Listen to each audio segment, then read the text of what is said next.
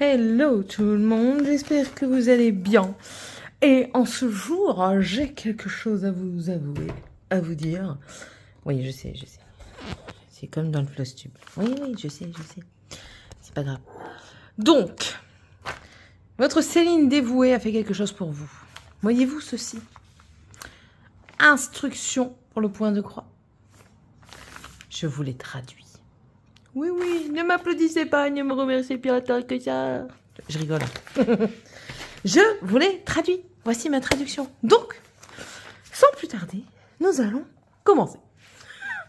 Oh là là. Oui, bon alors, on commence tout de suite avec How to choose strands. Ça veut dire comment choisir les brins. Je sais que certains vont me dire oui, il y a des photos, on peut faire avec la photo. Je suis tout à fait d'accord avec vous, il n'y a pas de souci. Mais certaines personnes préfèrent être sûres.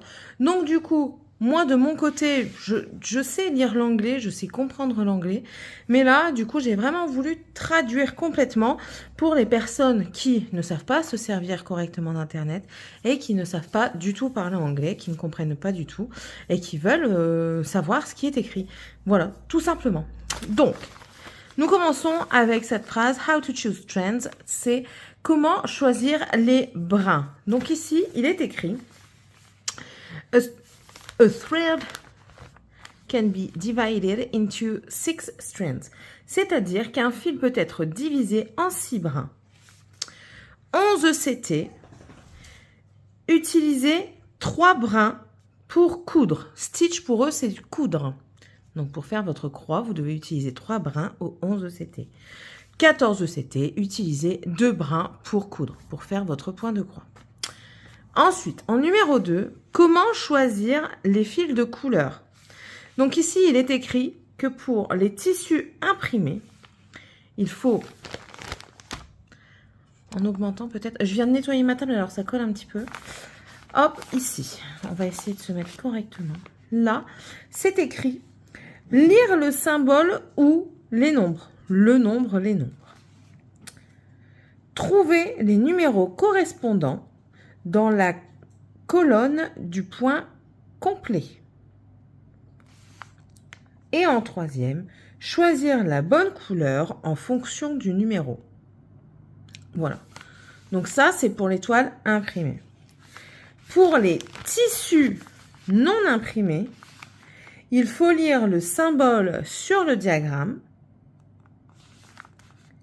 trouver le numéro correspondant au symbole et en dernier, choisir la bonne couleur en fonction du numéro. Il n'y a pas de grosse différence entre les deux. Donc, voilà. En numéro 3, comment coudre un tissu non imprimé? Donc, il est dit que le centre... Alors, là, c'est écrit le centre de la toile. Donc, voilà. Le centre du diagramme est à l'intersection des lignes rouges. Commencez le premier point au centre de la toile. Alors, ce qu'ils ne disent pas, c'est qu'en fait, la toile non imprimée, quand vous voulez savoir son centre, vous la pliez bord à bord une fois en 2 et une autre fois encore en 2, ce qui fait qu'elle sera pliée en 4, mais toujours faire bord à bord. Et en fait, le coin intérieur de la toile, donc si je vous montre sur un papier que j'essaye de trouver un papier où j'ai rien d'important d'écrit, hop, voilà. Quand vous allez plier votre toile, je vous remonte un tout petit peu pour vous montrer. Vous allez plier votre toile en 2, dans un premier temps, bord à bord. Surtout, faites bien le bord à bord. Voilà. Et dans un deuxième temps, vous allez la replier une deuxième fois, toujours bord à bord. Bon, moi, c'est une feuille. Et en fait, le milieu de votre toile, ce ne sera pas les côtés où vous voyez les feuillets dépliés, ce sera ce côté-là. Ce sera celui-ci. Dans les toiles non imprimées, vous avez des crayons qui s'en vont soit au lavage, soit à la chaleur. Et du coup, vous venez marquer avec votre crayon ce centre. Et en le dépliant, si je marque mon centre, Alors, ça va pas être évident. Voilà, j'ai fait un petit point orange. Et du coup, en le dépliant, vous allez avoir votre centre ici. Voilà. C'est ça qui est écrit, mais il ne vous explique pas comment trouver le centre de la toile, même si vous avez un dessin qui est assez représentatif. Voilà. On va passer aux notes. Alors, en numéro 1, il est écrit « Pas de cadre extérieur. Gardez les mains propres avant de coudre. » Voilà. En fait, il ne faut pas le mettre dehors. En 2, pour faciliter la broderie, la couleur sur le tissu imprimé utilise une couleur contrastée différente de la couleur du motif réel. Je n'ai pas de toile pour vous. Bah si, j'ai une toile en dessous, je suis bête. Donc je fasse attention du coup de ne pas la mettre sur ma table parce qu'elle a eu de l'eau. Voilà. Que je vous montre. Ici, c'est ma toile. Je vous remonte. Désolée, ça fait beaucoup de va-et-vient, mais c'est obligatoire. Ici, je vous montre. Le vert que vous voyez ici, c'est le numéro 18. Vous vous référez. Vous voyez ici à le symbole, donc la couleur verte, le numéro 18, la valeur DMC. Et mon numéro 18 sur mon fil, c'est un rose. Mon 18 est ici. Donc, vous voyez, comparé au 18 ici, il n'est pas du tout de la même couleur. Donc, c'est ça qui disent que la couleur est contrastée par rapport au motif réel. Je garde mon de côté pour voir s'il n'y a pas encore autre chose à vous montrer sur la toile. En numéro 3, donc on est ici. Comme le point de croix imprimé, je vous dis ce qui est écrit, hein, je traduis littéralement. Hein. Comme le point de croix imprimé, le motif a été imprimé sur le tissu imprimé. Je mens pas, hein. Voilà. Donc, avant de terminer la couture, on est ici, le tissu ne peut toucher l'eau. Sinon, la partie imprimée disparaîtra. Comme le point de croix non imprimé, aucun motif imprimé sur le tissu. Alors, en gros, en traduction un petit peu plus française pour nous, il est dit que lorsque votre toile imprimée, j'ai pas de petits trucs d'eau pour vous montrer. Est-ce que dans le verre ici? Non, j'ai pas d'eau. Attendez, je vais chercher juste un petit peu d'eau pour vous montrer par rapport au summer ce que ça fait, au cas où si vous êtes débutant.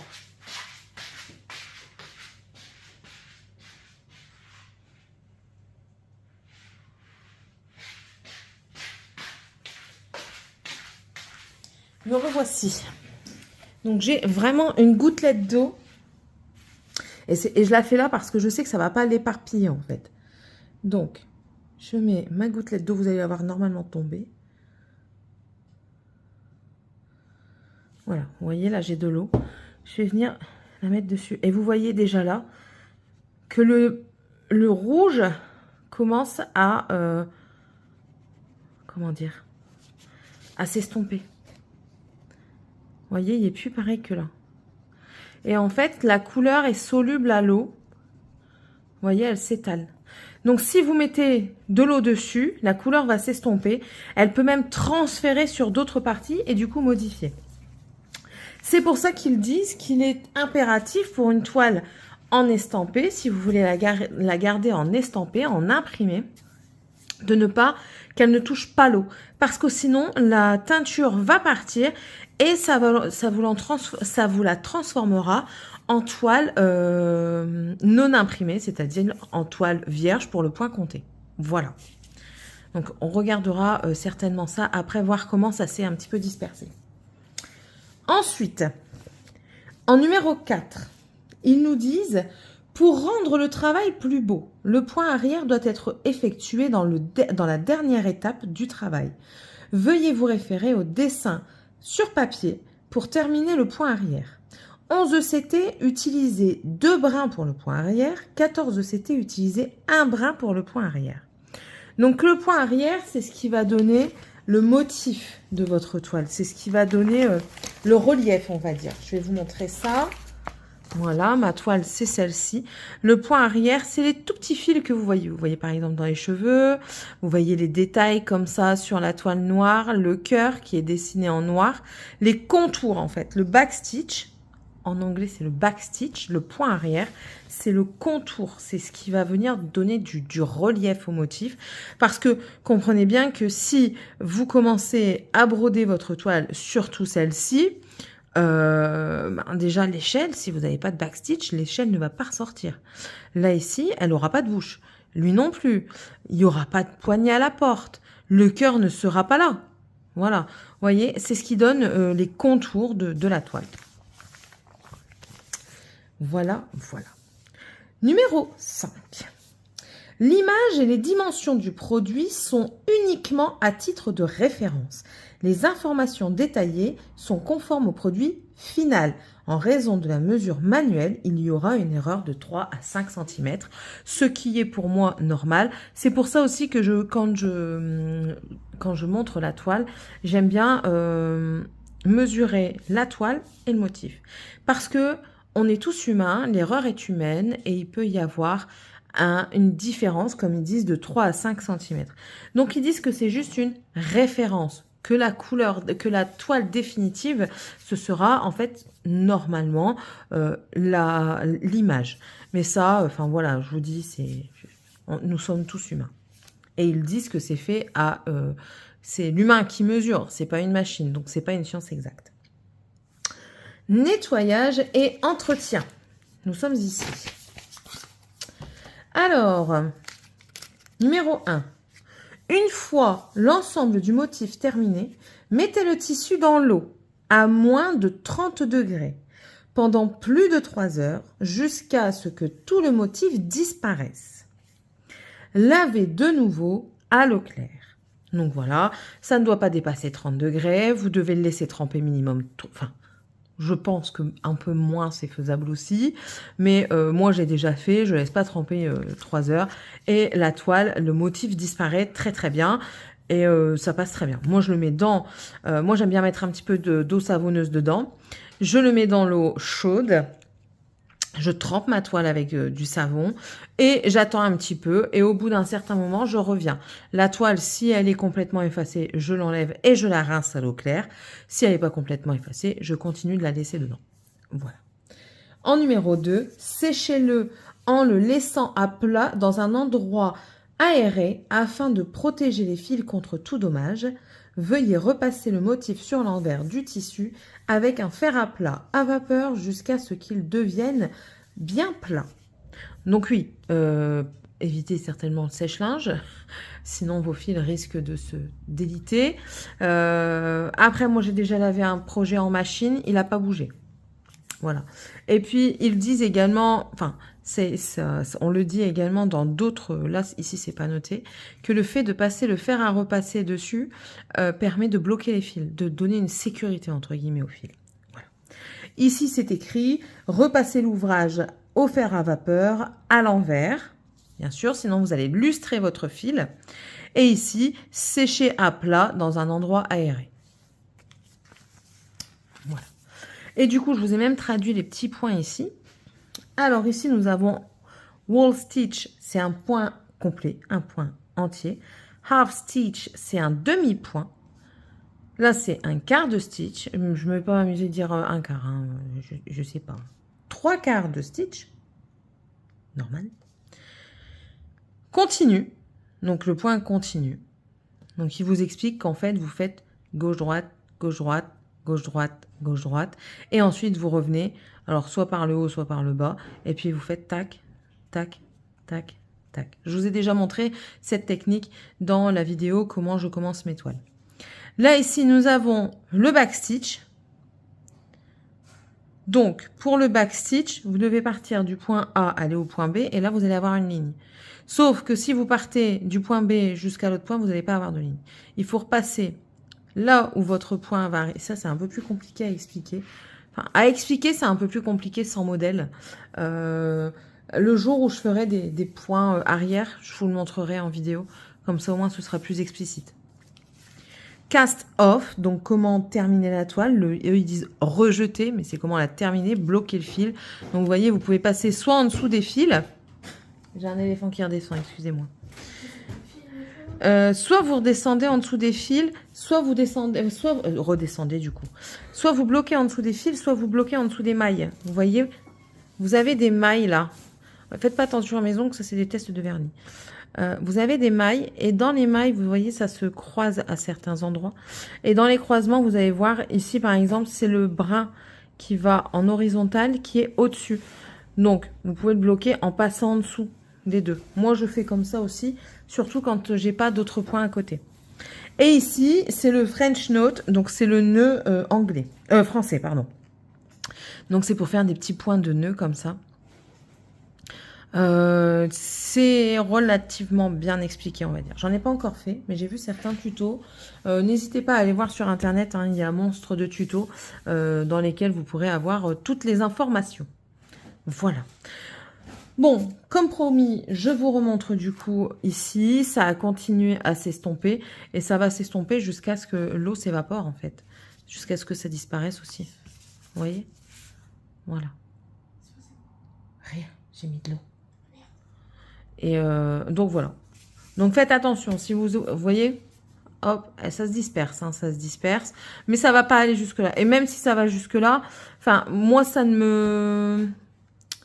Je veux dire, c'est pas un motif compliqué. Si c'était tombé sur une toile en plein milieu avec tout plein de confettis, j'aurais entre guillemets paniqué, même si on a le diagramme, j'aurais quand même un peu paniqué. Parce que, enfin voilà, l'estampe, c'est la facilité, je trouve. Mais bon, voilà. Donc, je vais ranger ma petite toile. J'espère que ça vous aura aidé, que mes explications vous auront aidé, que les personnes qui souhaitaient avoir une traduction des instructions, ce sont toutes les mêmes. Dans toutes les toiles que vous recevez, en règle générale, vous avez cette instruction-là, en plus ou moins petit, hein, tout dépend le vendeur. Mais sachez que dans toutes les toiles que vous avez, dans tous les kits, c'est les mêmes instructions. Donc, si vous avez des questions, n'hésitez pas. Si je peux y répondre, je vous y répondrai sans aucun problème. Et puis c'est tout, quoi. Si vous avez aimé la vidéo, n'hésitez pas à la partager parce qu'elle peut peut-être aider certaines personnes, à vous abonner, c'est toujours pas fait si vous le désirez, à me mettre un petit pouce en l'air pour me montrer que ça vous a plu et à me mettre un petit commentaire pour me dire si pour vous, ça correspond bien à ce que vous pensiez si vous êtes déjà... si vous n'êtes plus novice en la matière, et si vous êtes novice, si ça vous a aidé. Et si vous ne savez pas quoi mettre, vous pouvez mettre un petit emoji avec un point de croix, enfin du fil, une aiguille, une pelote de laine, comme vous voulez. Voilà. Je vous souhaite à tous et à toutes une très bonne journée aux soirées. Moi, c'est la soirée. Et on se retrouvera du coup dans la prochaine vidéo. Bye!